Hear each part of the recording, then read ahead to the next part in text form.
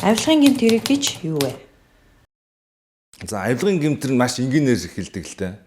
Энэ юунаас эхэлдэг вэ гэхээр гуйлтаас эхэлдэг. Иргэд хоорондоо альва нэг зүйлийг бүтээлгэхийн тулд бие биенээсээ гуйлт гуйдаг. Гуйлт нь өөрөө хууль бус болохгүй зүйлийг болгохын төлөө, боломжгүй зүйлийг болгохын төлөө гуйлт байдаг. Боломжгүй зүйлийг болгохын төлөө явсан тэрийг нь хүлээн авч болгосон албан тушаалтан өөрөө болгох гээд хөөцөлтөн хоёулаа энэ авилгын гэмтэрэгт хамтран оролцсон гэж явагддаг. Тэгэхээр болохгүй зүйлийг бүтээхин төлөө битгий яваач гэж хүсмээр байна. Одоо тухайлбал нэг жишээ аваад яриа л да.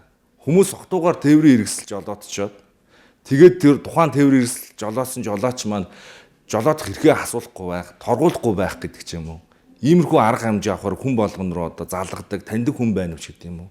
Энэ нь өөрөө холбож өгсөн ч юм уу тэр тухайн байцаагчтай холбож өгсөн тэр эрхийг асуулахгүй байсан.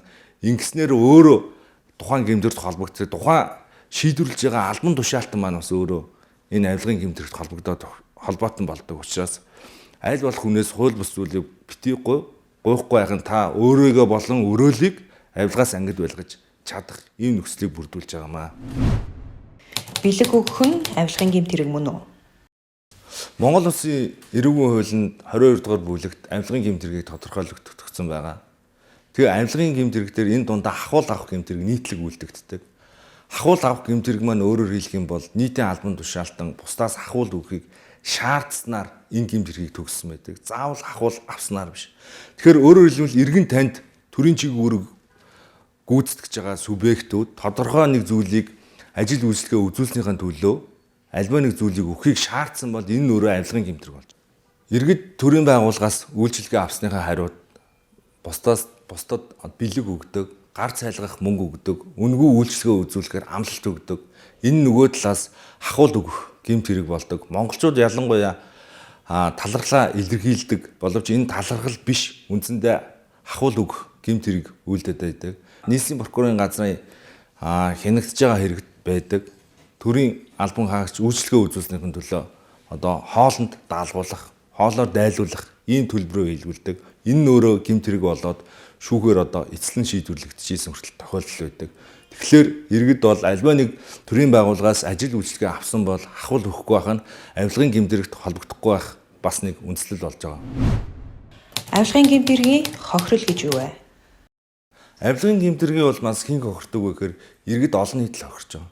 Тэг яаж иргэд олон нийт хохирж байгаа вэ гэхээр иргэдийн нөгөө амьд явах аюулгүй орчинд амьдрах за мөн тэгш боломжоо алдах хэлбэрээр олдож байгаа. Тухайлбал одоо улсын чанартай автозамыг зам дээр 40-50 тонн одоо автомашин явуулах зорилттой зам дээр 70-80 тонн машиныг явуулж ийн гэж боддог л да. Энийг одоо шалгадаг бүхий хүмүүс нь тодорхой хэмжээний ахуул авах замаар автомашинуудыг явуулснаар тухайн автозамууд одоо эвдэрж байгаа. Энэ эвдэрсэн автозам дээр одоо тээврийн хэрэгсэл жолоодж исэн жолоочд одоо автомашинаа эвдэх, гэмтэх, өөр цаашлаад осол аваар гарах, амь насаараа эрүүл мэндээр хохирох гэдэг нь өөрөөр хэлбэл бас л хүний эрүүл аюулгүй орчинд амьдрах гэсэн энэ эрхийг зөрчиж байгаа ийм илрэл болж байгаа. Нөгөө талаасаа автозамыг эвдэрсэн автозамыг улсын зардлаар, улсын төсвөөс санхүүжуулж иргэд засдаг. Тэр нь бас бидний одоо эргээд өөр зүйлд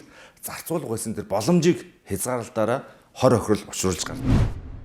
Авилгын гэмт хэргээс хэрхэн урьдчилан сэргийлэх вэ? Авилгын гэмт хэргийн бууруулах гол хүчин зүйлүүдийн нэг бол яалтчгүй хүний оролцоог багасгах явдал байгаа. Хүн байж иж заавал авилгын гэмт хэрэг үйлдэгддэг. Инглээр хүний оролцоог багасгахын тулд төрийн үйлчлэгээ үйл ажиллагааг захимжуулах ёстой. Ингэснээр бол авилгын гэмт хэрэг буурах бас шалтгаан нөхцөл болж байгаа.